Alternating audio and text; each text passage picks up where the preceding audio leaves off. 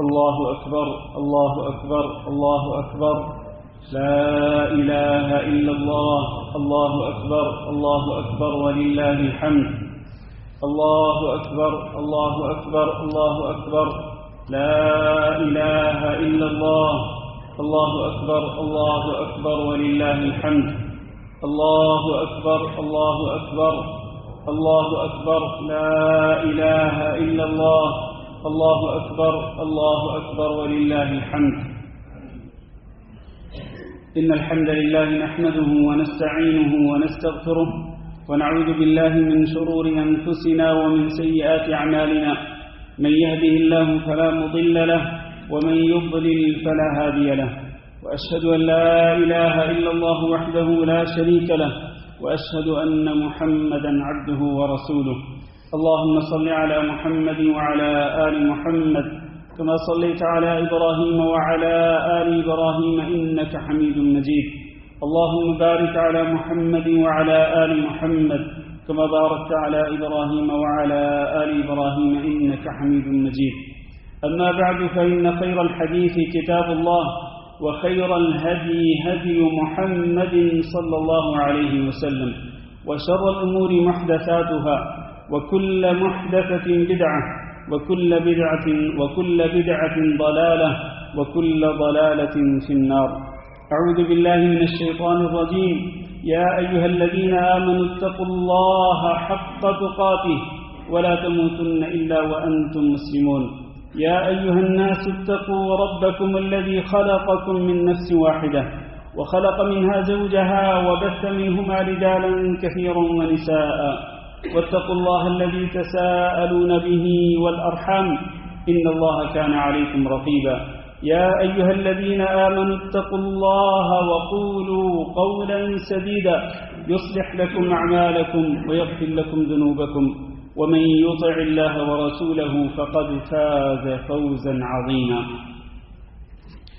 قابل صدر احترام بزرگوں دوستوں اور بھائیوں اور معززات ماؤں بہنوں بیٹیوں اور خواتین اسلام، آج ذو الحج کے پہلے عشرہ کا آخری دن ہے، اور جیسا کہ آپ پہلے سن چکے ہیں کہ یہ ذو الحج کا پہلا عشرہ سب سے افضل ہے، اور اس میں کوئی بھی نیک عمل اللہ رب العزت کو سب سے زیادہ محبوب ہوتا ہے، اور کوئی بھی نیک عمل وہ سب سے زیادہ پاکیزہ ہوتا ہے، اور کوئی بھی نیک عمل اس پورے عشرے کے اندر سب سے زیادہ بڑے اجر والا ہوتا ہے۔ اللہ رب العزت نے یہ عشرہ ہمیں نصیب کیا، ہر ایک نے اپنی توفیق کے مطابق نیک اعمال کیے، چھوٹے یا بڑے اعمال۔ اللہ تعالیٰ سے ہم دعا کرتے ہیں کہ اللہ رب العزت ہم سب کے یہ نیک اعمال قبول فرمائے، اللہ رب العزت ہماری نیکیوں کو شرف قبولیت سے نوازے، اور ہماری خطاؤں پر اور ہماری کوتاہیوں پر اللہ رب العزت ہم سے درگزر فرمائے۔ آج کا دن سب سے عظیم دن ہے۔ نبی کریم صلی اللہ علیہ وسلم نے ارشاد فرمایا کہ اعظم الایام عند اللہ یوم النحر، اللہ کے نزدیک دنوں میں سب سے زیادہ عظیم دن، یعنی پورے سال کے دنوں میں اگر دیکھا جائے تو کون سا دن سب سے زیادہ عظمت والا ہے اللہ کے نزدیک؟ وہ یوم النحر، وہ قربانی کا دن ہے، یعنی آج کا دن کہ جس میں مسلمان اپنے باپ ابراہیم علیہ السلام کی سنت کو زندہ کرتے ہوئے اور اپنے نبی جناب محمد صلی اللہ علیہ وسلم کی سنت پہ عمل کرتے ہوئے قربانیاں کرتے ہیں، تو یہ قربانی کا دن اللہ کے نزدیک سب سے زیادہ عظمتوں والا دن ہے۔ اور آج کا دن عید کا دن بھی ہے، بلکہ ہم یہ بھی کہہ سکتے ہیں کہ آج کا دن دو عیدوں کا دن ہے۔ ایک تو عید الاضحیٰ کا دن ہے جو کہ سال کے بعد آتی ہے، اور آج ہفتہ وار عید کا دن بھی ہے۔ ہفتہ وار عید کا دن یوم الجمعہ ہے، اور آج جمعہ کا دن ہے، تو گویا کہ دو عیدیں اکٹھی ہو گئی مسلمانوں کے لیے، دو عیدیں مسلمانوں کے لیے اکٹھی ہو گئی۔ اور ویسے تو کئی لوگوں کے تہوار ہوتے ہیں، یہود و نصارہ کے بھی تہوار ہوتے ہیں، لیکن مسلمانوں کا جو اسلامی تہوار ہے، مسلمان اس کی ابتدا کس کے ساتھ کرتے ہیں؟ مسلمان اس کی ابتدا اللہ رب العزت کی بڑائی بیان کرتے ہوئے کرتے ہیں، اللہ رب العزت کی تکبیرات کو پڑھتے ہوئے، اللہ اکبر اللہ اکبر اللہ اکبر لا الہ الا اللہ اللہ اکبر وللہ الحمد۔ آپ دیکھیں عالم اسلام میں جہاں کہیں بھی آج کے دن عید منائی جا رہی ہے، وہاں یہ تکبیرات کی آوازیں گونج رہی ہیں، اور کلمہ توحید جس میں مسلمان اس بات پہ اقرار کرتا ہے کہ اللہ کے سوا کوئی معبود برحق نہیں، اور مسلمان نفی کرتا ہے کہ اللہ کے سوا جتنے بھی معبود ہیں وہ سارے کے سارے باطل ہیں، معبود برحق وہ اکیلا اللہ رب العزت ہے۔ مسلمان اللہ رب العزت کی بڑائی اور اللہ رب العزت کی توحید کا اعلان کرتے ہیں، یہ مسلمانوں کی عید ہے۔ اور پھر آج کا دن جو ہے یہ یوم الحج الاکبر بھی ہے، یعنی حج کا سب سے بڑا دن، کہ جس میں حجاج کرام مزدلفہ میں یہ رات گزارنے کے بعد جب صبح کی روشنی پھیلنے والی ہوتی ہے تو مسلمان مینا کی طرف آتے ہیں، اور پھر آج کے دن میں وہ حج کے بڑے مناسک ادا کرتے ہیں، بڑے جمرہ کو کنکریاں مارنا، پھر قربانی کرنا، پھر سر منڈوانا یا پورے سر کے بال چھوٹے کرانا، اور اس کے بعد طواف زیارہ کرنا، اس کے بعد صفا اور مروہ کی سعی کرنا، یہ 5 اعمال ایک ہی دن کے اندر مکمل کرنے ہوتے ہیں۔ اس لیے اس دن کو یوم الحج الاکبر بھی قرار دیا گیا ہے، حج کا سب سے بڑا دن۔ میرے عزیز بھائیوں، آج کا دن قربانی کا دن ہے، جیسا کہ میں پہلے عرض کر چکا ہوں، اور یہ قربانی ہمارے باپ حضرت ابراہیم علیہ السلام کی سنت بھی ہے، اور ہمارے نبی حضرت محمد صلی اللہ علیہ وسلم کی سنت مؤکدہ بھی ہے۔ نبی کریم صلی اللہ علیہ وسلم مدینہ منورہ میں 10 سال مقیم رہے، ہر سال نبی صلی اللہ علیہ وسلم قربانی کرتے تھے، اور 2 مینڈے نبی صلی اللہ علیہ وسلم قربان کرتے تھے، جو سینگوں والے ہوتے، خوبصورت ہوتے، صحت مند ہوتے، تندرست ہوتے، ان کے اندر کوئی عیب نہ ہوتا۔ نبی صلی اللہ علیہ وسلم ہر سال ذبح کرتے تھے 2 مینڈے، اپنی طرف سے بھی اور اپنی فیملی کی طرف سے بھی، اور بلکہ امت محمدیہ کی طرف سے بھی۔ اور ابراہیم علیہ السلام کی سنت مبارکہ بھی ہے، وہ ابراہیم علیہ السلام کہ جن کو اللہ رب العزت نے اپنا گہرا دوست بنایا، واتخذ اللہ ابراہیم خلیلا، اللہ تعالیٰ نے ابراہیم علیہ السلام کو گہرا دوست بنایا۔ کیوں؟ اس لیے کہ اللہ رب العزت نے ابراہیم علیہ السلام کو متعدد مواقع پر ان کو آزمایا، ان کو امتحان میں ڈالا۔ وَإِذِ ابْتَلَىٰ إِبْرَاهِيمَ رَبُّهُ بِكَلِمَاتٍ فَأَتَمَّهُنَّ، جب کبھی بھی اللہ تعالیٰ نے ابراہیم علیہ السلام کو آزمایا، وہ ہر آزمائش میں پورے اترے۔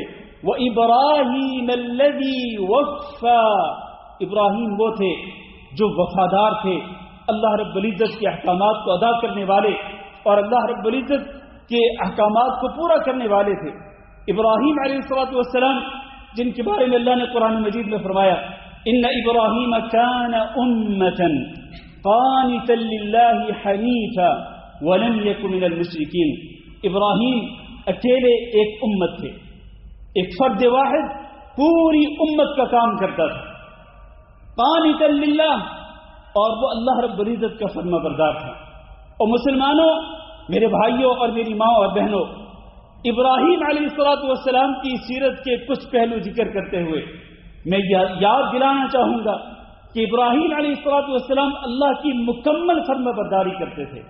مجھے اور آپ کو کہ جب ہم ابراہیم علیہ السلام کی سنت کو زندہ کرتے ہوئے قربانی کریں تو یہ اس جذبے کے ساتھ کریں کہ ہمیں بھی اللہ رب العزت کی مکمل طور پر فرما برداری کرنی، قانتا للہ حنیفا ولم یک من المشرکین، وہ یکسو ہو کر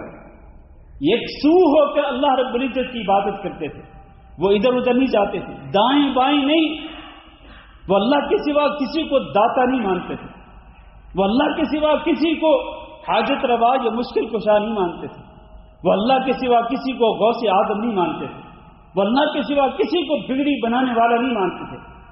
حنیفاً ولم یک من المشرکین، یکسو ہو کر مکمل طور پر پوری توجہ اللہ رب العزت کی طرف رکھتے ہوئے خالصتاً اللہ کی رضا کے لیے عبادت کرتے تھے، اور مشرکوں میں سے نہیں تھے۔ ولم یک من المشرکین شاکرا لانعمہ، اور ابراہیم علیہ السلام اللہ رب العزت کی نعمتوں کا شکر ادا کرنے والے تھے۔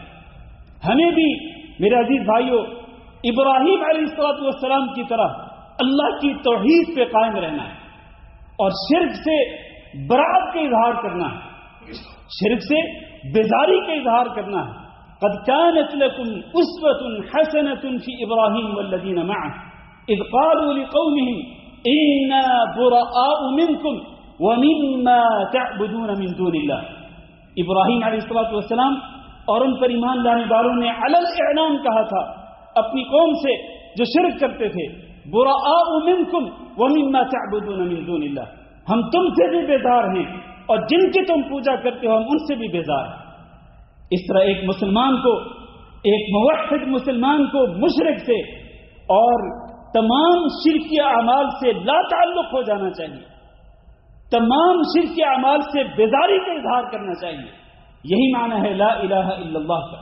کاش کہ مسلمانوں کو سمجھ آ جائے، اور مسلمان جب وہ جانوروں پہ چھریاں چلائیں، جانوروں کو قربان کریں، تو وہ اللہ رب العزت کی توحید کا بھی اسی طرح سے اقرار کریں جیسے کہ ابراہیم علیہ السلام اللہ کی توحید کا پرچار کرتے تھے اور اللہ کی توحید کی طرف دعوت دیتے تھے۔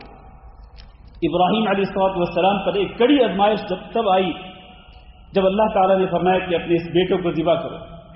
انی ارا فی المنام انی اذبحک فانظر ماذا تری۔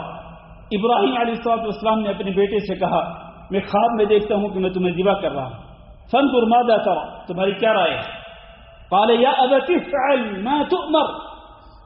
اس فرما بردار بیٹے نے کہا کہ اباجان آپ کو جو حکم دیا جا رہا ہے آپ اسی طرح کریں۔ بیٹے نے بھی قربان ہونے سے انکار نہیں کیا۔ اب باپ اللہ رب العزت کے حکم کے مطابق اپنے بیٹے کو قربان کرنے کے لیے تیار ہے، اور بیٹا بھی اللہ کے حکم کے مطابق قربان ہونے کے لیے تیار ہے۔ اس سے ہمیں سبق ملتا ہے میرے عزیز بھائیوں کہ ہم اپنی ذاتی خواہشات کو قربان کریں، ذاتی پسند اور ناپسند کو قربان کریں۔ ظاہر ہے کہ ایک باپ کبھی پسند نہیں کرے گا کہ وہ اپنے باپ کو اپنے ہاتھوں ذبح کرے، اور بیٹا بھی ذبح نہیں کرے گا کہ وہ اپنے باپ کے ہاتھوں وہ قربان ہو۔ لیکن میرے بھائیوں جب اللہ کا حکم ہو تو پھر اپنی ذاتی ناپسند کی کوئی ویلیو نہیں رہتی، ذاتی پسند ناپسند کی کوئی حیثیت نہیں رہتی۔ اللہ کا فرمان آ گیا، اللہ کا حکم آ گیا، اس پہ عمل کرنا ہے اور استقامت کے ساتھ عمل کرنا ہے۔ جیسی استقامت ابراہیم علیہ السلام نے دکھلائی اور ان کے لخت جگر حضرت اسماعیل علیہ السلام نے وہ استقامت اور ثابت قدمی دکھلائی، اللہ تعالیٰ نے ان کے اس عمل کو اتنا پسند کیا کہ اللہ رب العزت نے جنت سے ایک مینڈا بھیج دیا۔ ان هذا لهو البلاء المبین وفدیناہ بذبح عظیم۔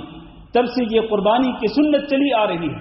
میرے بھائیوں ہمیں اس سنت پہ عمل کرنا ہے، تو اسی طرح سے ہمیں یہ بھی یاد رکھنا چاہیے کہ اللہ رب العزت نے بھی اپنے نبی صلی اللہ علیہ وسلم کو اس کا حکم دیا، فرمایا فصلی لربک وانحر، اپنے رب کے لیے ہی نماز پڑھو اور اپنے رب کے لیے ہی قربانی کرو۔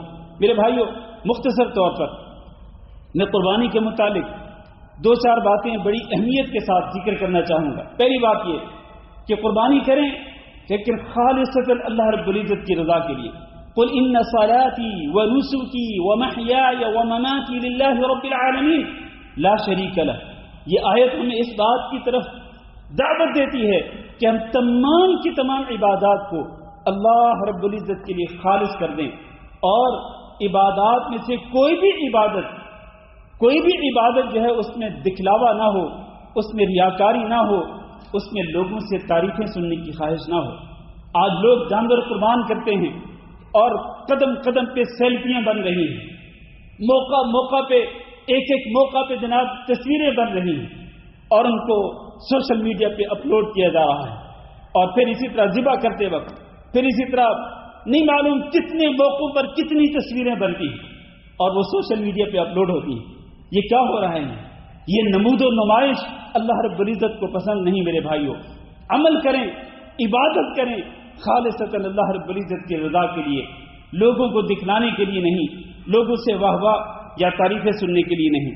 دوسری بات یہ ہے کہ جانور صرف اللہ کے نام پہ ذبح ہو سکتا ہے، صرف اللہ کے نام پہ بسم اللہ اللہ اکبر پڑھتے ہوئے جانور ذبح کریں۔ اگر کوئی جانور اس پر کسی اور کا نام پکارا جائے، غیر اللہ کا نام پکارا جائے تو وہ حرام ہوگا۔ اللہ تعالیٰ نے بھی اس کو حرام قرار دیا اور رسول اکرم صلی اللہ علیہ وسلم نے ایسے شخص پہ لعنت بھیجی ہے، وہ شخص اللہ کی پھٹکار کا مستحق ہے کہ جو غیر اللہ کے نام پہ جانور ذبح کرے۔ اسی طرح یہ قربانی صرف چھپائے جانوروں میں سے ہو سکتی ہے۔ چھپائے جانور جو اللہ تعالیٰ نے قرآن مجید کے اندر ذکر کیے، صرف انہی میں سے ہی قربانی ہو سکتی ہے، ان کو چھوڑ کر کسی اور جانور کی قربانی نہیں ہو سکتی۔ اور یہ قربانی عید کی نماز کے بعد ہی ہو سکتی ہے، عید کی نماز سے پہلے قربانی نہیں ہوتی۔ اگر کوئی شخص عید کی نماز سے پہلے جانور ذبح کرے گا تو وہ اپنے اہل و عیال کو نارمل جس طرح گوشت کھلاتا ہے وہ اسی طرح سے گوشت کھلانے والا ہوگا، وہ قربانی کرنے والا نہیں ہوگا۔ جانور کو ذبح کرتے ہوئے اس بات کا خیال رہے کہ وہ جانور ذبح کریں جس کے بارے میں اللہ کے نبی نے فرمایا کہ وہ کم از کم 2 دانتا ہو۔ لا تذبحوا الا مسنہ، 2 دانتا جانور ذبح کریں۔ ہاں صرف بھیڑ اور دمبے کے اندر، اس جنس کے اندر اجازت ہے کہ آپ اگر وہ بھیڑ یا دمبا وہ ذبح کریں کہ جو 2 دانتا نہ ہو لیکن وہ ہیلدی ہو، صحت مند ہو، تو اس کو آپ ذبح کر سکتے ہیں۔ ذبح کرتے ہوئے خیال رکھیں کہ اچھی طریقے سے چھریاں تیز کر کے، ایسا نہ ہو کہ جانور کے سامنے چھری تیز کریں، اس سے ایک سائڈ پہ ہو کر، ایسا نہ ہو کہ آپ جانور کو کئی دفعہ ماریں۔ نہیں، جانور کو تڑپانا نہیں بلکہ اس کو راحت پہنچانی ہے۔ اس لیے کہ نبی صلی اللہ علیہ وسلم نے اسی بات کا حکم دیا ہے۔ انسان جانور خود بھی ذبح کر سکتا ہے، کسی سے بھی کروا سکتا ہے۔ آپ کو معلوم ہے کہ نبی صلی اللہ علیہ وسلم ہر سال 2 مینڈے خود ذبح کرتے تھے، اور حج کے موقع پر، حجۃ الوداع کے موقع پر نبی صلی اللہ علیہ وسلم نے ایک ہی حج کیا۔ مینا میں نبی صلی اللہ علیہ وسلم نے 63 اونٹ اپنے ہاتھوں ذبح کیا، 63 اونٹ، اور ٹوٹل 100 اونٹ تھے، تو 63 کے بعد جو اونٹ باقی رہ گئے، نبی صلی اللہ علیہ وسلم نے حضرت علی کو وکیل بنایا تھا کہ تم میری طرف سے ان جانوروں کو ذبح کرو۔ لہذا انسان خود بھی ذبح کر سکتا ہے اور دوسروں سے بھی ذبح کروا سکتا ہے۔ جہاں تک قربانی کی گوشت کے تعلق ہے، اللہ تعالیٰ نے فرمایا فَكُلُوا مِنْهَا وَأَطْعِمُوا الْبَائِسَ الْفَقِيرَ، خود بھی کھاؤ اور اسی طرح فقراء کو بھی کھلاؤ۔ فَكُلُوا مِنْهَا وَأَطْعِمُوا الْقَانِعَ وَالْمُعْتَرَّ، خود بھی کھاؤ اور جو سوال کرنے سے بچتے ہیں، سفید پوش لوگ ہیں اور وہ اپنے آپ کو سوال کر کے ذلیل نہیں کرتے اور سوال کی ذلت سے بچاتے ہوئے وہ اپنے گھروں میں رہتے ہیں، آپ ان تک بھی گوشت پہنچائیں، جو مانگتے ہیں ان کو بھی گوشت دیں، خود بھی کھائیں، اپنے پڑوسیوں کو اور اپنے دوست احباب کو اور رشتہ داروں کو بھی کھلائیں۔ میرے بھائیوں، قربانی کے 4 دن ہیں، آج پہلا دن، اس کے بعد مزید 3 دن ہیں۔ 13 ذوالحج کی شام تک، سورج غروب ہونے سے پہلے تک آپ جب چاہیں قربانی کر سکتے ہیں۔ اور یہ بات یاد رہے کہ ایک جانور جو ہے وہ ایک فیملی کی طرف سے کافی ہو سکتا ہے۔ چھوٹا جانور، چاہے بکری ہو، بکرا ہو، چھترا ہو، مینڈا ہو، بھیڑ دمبا ہو، یہ جانور پوری فیملی کی طرف سے کافی ہو سکتا ہے۔ جیسا کہ میں نے پہلے کہا، نبی صلی اللہ علیہ وسلم صرف 2 مینڈے ذبح کرتے تھے، اور اس سے یہ بھی ثابت ہوتا ہے کہ عورتوں پر قربانی کرنا لازم نہیں، ورنہ نبی صلی اللہ علیہ وسلم بھی اپنی بیویوں کو حکم دیتے کہ تم میں سے جو استطاعت رکھتی ہو وہ اپنی طرف سے خود قربانی کرے، لیکن نبی صلی اللہ علیہ وسلم نے ایسا نہیں حکم دیا، بلکہ آپ صلی اللہ علیہ وسلم نے اپنے اہل و عیال کی طرف سے خود قربانیاں کی۔ میرے بھائیو، آخر میں ذرا سبق ذکر کرنا چاہتا ہوں کہ اس قربانی سے ہمیں کیا کیا سبق ملتا ہے۔ مختصر طور پر پہلا سبق یہ ملتا ہے کہ ہمیں ہر عبادت کے اندر اخلاص پیدا کرنا ہے، ہر عبادت اللہ کی رضا کے لیے کرنی ہے، ریاکاری اور دکھلاوے سے بچنا ہے۔ دوسرا یہ سبق ملتا ہے میرے بھائیوں، اور یہ نقطہ بڑا اہم ہے، کہ قربانی ہو یا دیگر عبادات ہوں، یہ اللہ رب العزت صرف اس شخص کی یہ عبادات قبول کرتا ہے جو کہ موحد ہو، اللہ رب العزت کی توحید کا اقرار کرنے والا ہو، اللہ کی توحید کو ماننے والا ہو۔ آپ سورۃ الحج کے اندر جائیں، میرے پاس ٹائم نہیں ورنہ میں آپ کو تھوڑی سی ڈیٹیل بتاتا کہ اللہ رب العزت نے سورۃ الحج کے اندر قربانی کے اور حج کے احکام ذکر کیے، لیکن ان قربانی کے احکام کے بالکل وسط کے اندر، بالکل درمیان میں اللہ تعالیٰ نے فرمایا حنفاء للہ غیر مشرکین بہ، یہ قربانی کرنی ہے، بیت اللہ کا طواف کرنا ہے اور حج کے دیگر مناسک ادا کرنے ہیں۔ کس طرح؟ شرط یہ ہے کہ حنفاء للہ، صرف اور صرف اللہ کی طرف یکسو ہو کر ان تمام عبادات کو اللہ کے لیے خالص کرتے ہوئے ان عبادات کو سر انجام دینا ہے، غیر مشرکین بہ، اللہ کے ساتھ شرک کرتے ہوئے نہیں۔ ومن یشرک باللہ فکأنما خر من السماء فتخطفه الطیر او تہوی بہ الریح فی مکان سحیق، جو شرک کرتا ہے وہ یوں سمجھ لے کہ وہ آسمان سے نیچے گرا اور پھر اس کو یا تو کسی پرندے نے اچک لیا یا پھر اس کو تیز اور تند و تیز ہوا اس کو اڑا کر کہیں دور دراز جگہ پہ پھینک دیتی ہے۔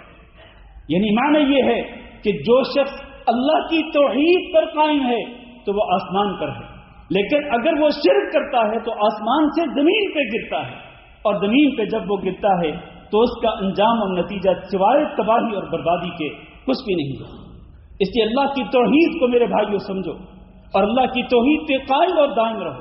تمام عبادات کی بنیاد اور جڑ، تمام عبادات کی قبولیت کی بنیاد اور جڑ اللہ رب العزت کی توحید ہے۔ اور تیسرا سبق یہ ملتا ہے کہ اللہ رب العزت کے ہاں تقوی کی بڑی اہمیت ہے۔ اللہ رب العزت دیکھتا ہے کہ کس انسان کے دل میں اللہ کا خوف ہے۔ لن ینال اللہ لحومها ولا دماؤها، ان جانوروں کو جن کو تم ذبح کرتے ہو، ان کے گوشت اور ان کے خون اللہ تک پہنچنے والے نہیں ہیں، ولکن ینالہ التقوی منکم، اللہ تعالیٰ تک پہنچنے والی چیز کیا ہے؟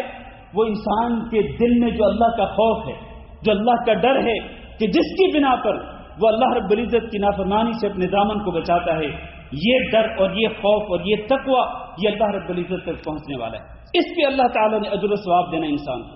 اور چوتھا سبق یہ ملتا ہے میرے بھائیوں کہ یہ جانور اللہ کی نعمتیں ہیں، جہاں یہ اللہ کی نشانیوں میں سے ایک نشانی ہیں، وہاں پر یہ اللہ رب العزت کی نعمتیں بھی ہیں، لہذا اللہ رب العزت کی نعمتوں پہ انسان کو شکر ادا کرنا چاہیے تاکہ یہ نعمتیں برقرار رہیں، ورنہ انسان اگر اللہ کی نعمتوں کی ناشکری کرتا ہے تو اللہ رب العزت دی ہوئی نعمتیں بھی واپس چھین لیتا ہے، اور اللہ رب العزت اس چیز پہ قادر ہے۔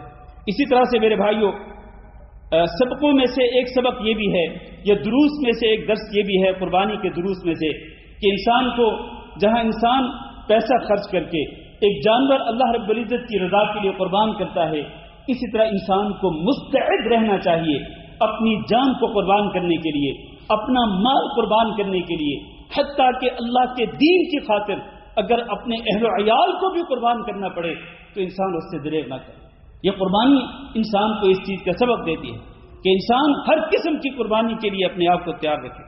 اور اسی طرح ایک سبق یہ بھی ہے کہ فقراء اور مساکین کو ہمیشہ یاد رکھنا چاہیے، صرف قربانی کے موقع پہ نہیں بلکہ ہمیشہ فقراء اور مساکین کو یاد رکھنا چاہیے اور ان پہ مال خرچ کرنا چاہیے۔ اللہ تعالیٰ نے آپ کو مال دیا، خرچ کریں، کھلے دل کے ساتھ خرچ کریں، اور جو خرچ کریں گے اللہ رب العزت کا وعدہ ہے وَمَا أَنفَقْتُم مِّن شَيْءٍ فَهُوَ يُخْلِفُهُ، جو بھی خرچ کرو گے اللہ اس کی جگہ پہ اور دے دے گا۔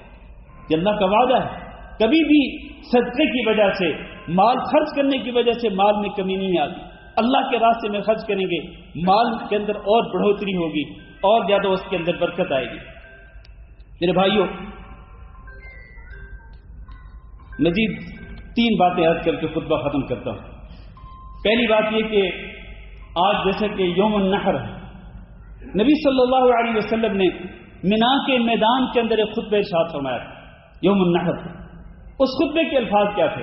الفاظ ذرا غور سے سنیے۔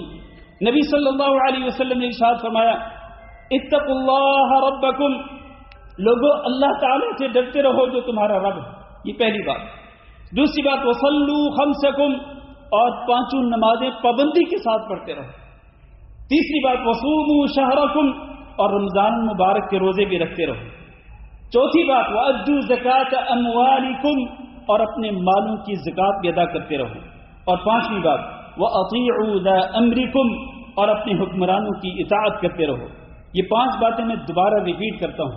اپنے رب سے ڈرتے رہو، یعنی رب سے ڈر کر اللہ کی نافرمانی سے اپنے دامن کو بچاتے رہو، پہلی بات. دوسری بات 5 نمازیں پابندی سے پڑھتے رہو.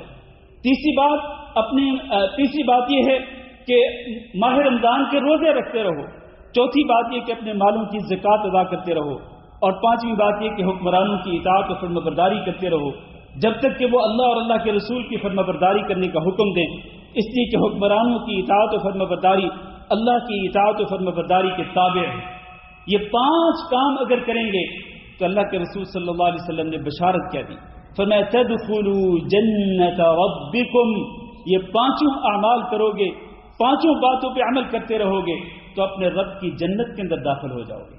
اللہ رب العزت ہم سب کو جنت الفردوس کے اندر داخل فرمائے. اللہ ہمیں بھی اور ہمارے والدین کو بھی، ہمارے بیوی بچوں کو، ہمارے بہن بھائیوں کو، اللہ ہم سب کو جنت الفردوس کے وارثوں میں شامل فرمائے. اور اللہ رب العزت ہم سب کو جہنم کی آگ سے آزادی کا پروانہ عطا فرمائے. دوسری بات جو میں عرض کرنا چاہتا ہوں، یہ ایام تشریق شروع ہونے والے ہیں. کل سے 11 تاریخ، 12 تاریخ، 13 تاریخ ان کو ایام تشریق کہتے ہیں. ان ایام کے متعلق اللہ رب العزت کا حکم یہ ہے کہ وَاذْكُرُوا اللَّهَ فِي أَيَّامٍ مَعْدُودَاتٍ. ان گنتی کے دنوں کے اندر اللہ رب العزت کا ذکر کرو. اور اس سے پہلے پچھلی آیت کے اندر ہے فَاذْكُرُوا اللَّهَ كَذِكْرِكُمْ آبَاءَكُمْ أَوْ أَشَدَّ ذِكْرًا. کہ جس طرح تم اپنے آباء و اجداد کو یاد کرتے ہو اس طرح اللہ کو یاد کرو، بلکہ اس سے بھی زیادہ اللہ کو یاد کرو. لہذا میرے بھائیوں، ان آنے والے دنوں کا ایک خاص عمل یہ ہے کہ تکبیرات کے ساتھ آپ اپنی آوازوں کو بلند کریں. جہاں بھی ہوں، گھر کے اندر، گھر سے باہر، بازار کے اندر، مسجدوں کے اندر، جہاں بھی آپ جاتے ہیں تکبیرات کے ساتھ آپ کی آوازیں بلند ہونی چاہیے. اللہ اکبر، اللہ اکبر، اللہ اکبر، لا الہ الا اللہ، اللہ اکبر، اللہ اکبر وللہ الحمد. آخری بات اپنی ماؤں بہنوں سے کہنا چاہوں گا کہ مائیں بہنیں بھی اسی طرح سے اللہ کے احکامات کی پابند ہیں کہ جس طرح مرد اللہ رب العزت کے احکامات کے پابند ہیں. اور ہم سب کی خیر و بھلائی اسی میں ہے، مردوں کی بھی اور عورتوں کی بھی خیر و بھلائی اسی میں ہے کہ ہم اللہ رب العزت کی فرما برداری کریں اور رسول اکرم صلی اللہ علیہ وسلم کی اطاعت و فرما برداری کریں اور اپنے آپ کو اللہ اور اللہ کے رسول کی نافرمانی سے بچائیں. اسی میں ہمارے لیے خیر و برکت ہے، خیر و بھلائی ہے دنیا میں بھی اور آخرت میں بھی. اگر ہم کامیابی چاہتے ہیں دنیا میں بھی اور قیامت کے دن بھی اللہ کے ہاں سرخرو ہونا چاہتے ہیں تو ہمیں اللہ رب العزت کی تعلیمات پہ عمل کرنا ہوگا. خواتین کے لیے من جملہ تعلیمات میں سے ایک یہ ہے کہ خواتین جب کبھی اپنے گھروں سے ضرورت کے پیش نظر نکلیں تو وہ مکمل پردے کے ساتھ نکلیں. اس کا اللہ تعالی نے حکم دیا قرآن مجید کے اندر اور اس کا حکم دیا رسول اکرم صلی اللہ علیہ وسلم نے بھی. لہذا خواتین کو ان باتوں کی پابندی کرنی چاہیے. ان کے لیے اللہ تعالی نے جو احکامات ذکر کیے ہیں قرآن مجید کے اندر اور یا رسول اکرم صلی اللہ علیہ وسلم نے ذکر کیے، خواتین کو ان احکامات پہ سختی کے ساتھ عمل پیرا ہونا چاہیے. اور نبی کریم صلی اللہ علیہ وسلم نے ارشاد فرمایا اذا صلت المرأة خمسها وصامت شهرها وحفظت فرجها واطاعت زوجها کہ ایک عورت جب 5 نمازیں پابندی کے ساتھ پڑھتی ہے اور ماہ رمضان کے روزوں کی گنتی بھی مکمل کرتی ہے اور اپنی عزت کی حفاظت بھی کرتی ہے اور وہ اپنے خاوند کی فرما بردار بھی ہوتی ہے، قیامت کے دن اللہ رب العزت اس کے سامنے جنت کے 8 دروازے کھول دے گا کہ ان دروازوں میں سے جس دروازے سے چاہو جنت میں داخل ہو جاؤ. میرے عزیز بھائیوں، اللہ تعالیٰ کا ہم شکر ادا کرتے ہیں کہ اللہ رب العزت نے ہمیں یہ عشرہ ذو الحجہ نصیب فرمایا. اس میں اللہ تعالیٰ نے ہمیں توفیق دی اعمال خیر کرنے کی. اللہ تعالیٰ سے دعا کرتے ہیں کہ اللہ ہم سب کے اعمال خیر قبول فرمائے اور اللہ رب العزت ہماری قربانیاں بھی قبول فرمائے. اللہ رب العزت سے دعا ہے کہ اللہ ہم سب کے حال پہ رحم فرمائے. اللہ رب العزت ہم سب کے گناہوں کو معاف فرمائے. ہم نے جتنے گناہ کیے ہیں، چھپ کر کیے ہیں، ظاہراً کیے ہیں، بڑے گناہ کیے ہیں، چھوٹے گناہ کیے ہیں، جان بوجھ کے کیے ہیں، بھول کے کیے ہیں، اللہ تعالیٰ سے اس کی رحمت کا واسطہ دیتے ہوئے، اس کی رحمت واسعہ کا واسطہ دیتے ہوئے اللہ تعالیٰ سے التجا کرتے ہیں، اپیل کرتے ہیں کہ اللہ ہم سب کے گناہوں کو معاف فرمائے. اللہ ہم سب کو گناہوں سے پاک کر دے، اور اللہ رب العزت آئندہ زندگی میں بھی ہمیں گناہوں سے بچنے کی توفیق دے۔ ہمارے والدین میں سے جو زندہ ہوں اللہ ان کو صحت و عافیت اور سلامتی والی زندگی نصیب فرمائے، اور جو والدین فوت ہو چکے ہیں ان کے لیے دعا ہے کہ اللہ رب العزت ان کی مغفرت فرمائے، اللہ رب العزت ان کی حسنات کو قبول فرمائے اور ان کی سیئات سے درگزر فرمائے، اور اللہ رب العزت ان کی اور اسی طرح ہمارے جتنے بھی بھائی بہنیں فوت ہوئے ہیں اللہ تعالیٰ سب کی قبروں کو جنت کے باغیچے بنائے۔ اللہ ہم سب کو دین پہ استقامت نصیب فرما، اللہ ہم سب کو دین پہ ثابت قدمی نصیب فرما، اللہ ہماری اولادوں کی اصلاح فرما، اللہ ہماری اولادوں کو نیک بنا، اللہ ہماری ماؤں بہنوں کو بھی نیک بنا، ہماری اولادوں کو اپنے احکامات پر عمل کرنے کی توفیق دے۔ اللہ تو بڑا مہربان ہے، تو بڑا ہی کریم ہے، تو بڑا ہی اکرم الاکرمین ہے، اللہ ہم پہ بھی کرم فرما، اللہ ہم سب کو جنت میں داخل فرما، اللہ ہم سب کو جہنم سے آزادی کا پروانہ عطا فرما، اللہ ہمارے بیماروں کو شفائے کاملہ نصیب فرما، اللہ جو لوگ مشکلات میں پھنسے ہوئے اللہ ان سب کی مشکلات کو حل فرما، اور عالم اسلام میں جہاں کہیں بھی مسلمان مظلوم ہیں، جہاں کہیں بھی غزہ میں یا کسی بھی اور جگہ پہ سب مظلوم مسلمانوں کے لیے دعا کریں اخلاص کے ساتھ کہ اللہ ان مظلوم مسلمانوں کی مدد فرما، اور اللہ ان مظلوم مسلمانوں کی مدد فرمائے، اور ان کے دشمنوں اور اسلام کے دین اسلام کے دشمنوں کو اللہ رب العزت نیست و نابود فرمائے۔ اللہ رب العزت اس ملک کو بھی امن و امان والا بنائے، اور ہمارے ملکوں میں بھی اللہ تعالیٰ امن و امان کی فضا اللہ تعالیٰ قائم کر دے، اور اللہ تعالیٰ مسلمانوں کے خونوں کی حفاظت فرمائے، ان کی جانوں کی حفاظت فرمائے، ان کی عزتوں کی حفاظت فرمائے۔ اللہ تعالیٰ سے دعا ہے کہ اللہ ہم سب کو دین و دنیا کی تمام خیر و بھلائیاں نصیب فرمائے، اور ہر قسم کے شر اور فتنے سے اللہ تعالیٰ ہم سب کی حفاظت فرمائے۔ ربنا آتنا فی الدنیا حسنہ وفی الآخرۃ حسنہ وقنا عذاب النار۔ ربنا تقبل منا انك انت السميع العليم وتب علينا انك انت التواب الرحيم، وصل اللهم وسلم على نبينا محمد وعلى آلہ واصحابہ اجمعین۔ صرف ایک بات آپ کی یاد دہانی کے لیے کہ جمعہ کے دن اگر عید کا دن جمعہ کا دن ہو تو جو لوگ عید کی نماز پڑھ لیں اور عید کا خطبہ سن لیں، اس کے بعد بہتر اور افضل یہ ہے کہ وہ جمعہ کا بھی خطبہ سنیں اور جمعہ کی نماز بھی پڑھیں، لیکن یہ ضروری نہیں، یہ فرض اور واجب نہیں۔ عید کی نماز پڑھنے والوں کے لیے اجازت ہے کہ وہ چاہیں تو وہ مسجد میں آ کر باقاعدہ جمعہ کے وقت خطبہ سنیں اور جمعہ کی نماز ادا کریں، اور اگر وہ چاہیں، وہ نہیں آنا چاہتے، ان کو اجازت ہے وہ جہاں بھی ہیں، اپنے گھروں میں ہیں یا جہاں بھی ہیں، وہ وہاں پر ظہر کی نماز ادا کر لیں، اس طرح ان کا یہ فرض جو ہے وہ ادا ہو جائے گا۔ وصلی اللہ وسلم علی نبینا محمد وعلی آلہ واصحابہ اجمعین۔